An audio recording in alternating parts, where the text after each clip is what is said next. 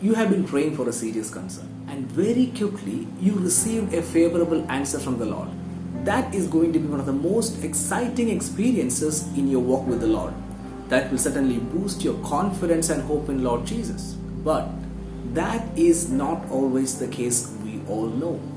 We all have situations in life where we prayed for a certain request, but it went unanswered. In the last two videos, we looked at the reasons why prayers go unanswered, and we also looked at an unanswered prayer from an Old Testament character.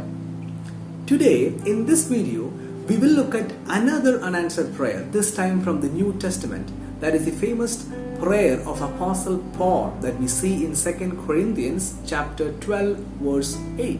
What was Paul's request? It says in verse 7 that Paul was given a thorn in the flesh, a messenger of Satan to keep him from being conceited. There are several suggestions on what this thorn is.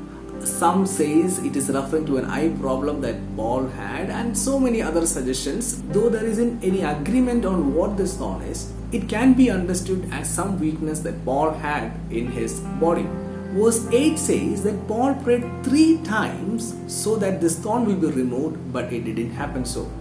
There are certain things that can be noted from this unanswered prayer. The very first thing, even great men of God had unanswered prayers.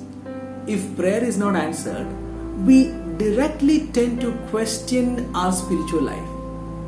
We make this conclusion that because I'm not spiritual enough, God is not answering me. What we need to learn from here is this, that even Apostle Paul, one of the greatest apostles that we see in the Bible, had unanswered prayers in his life.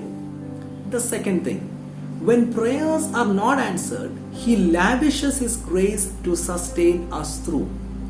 Whenever our prayer is not answered, we think that God is not concerned about me, God doesn't care for me, can be the conclusion that we make.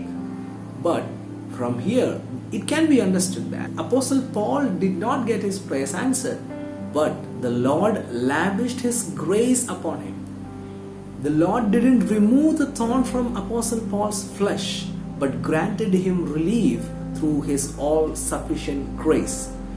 Though we expect to receive what we asked for, that may not happen always.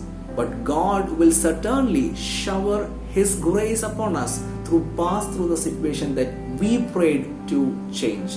His grace will help us to endure any pain of this world. The third thing, His grace is far better than the answers that we desire in our prayers. Apostle Paul's desire in prayer was that this thorn be removed, but God didn't do that, rather granted him grace to bear the sickness.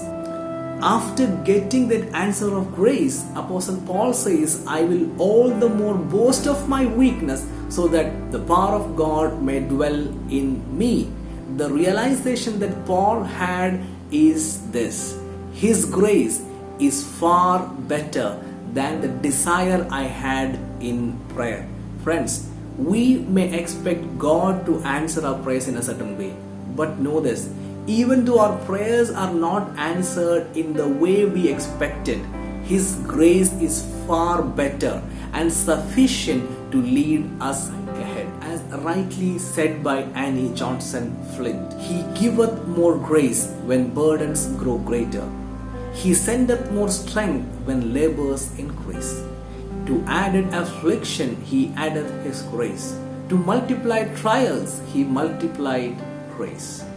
God bless you.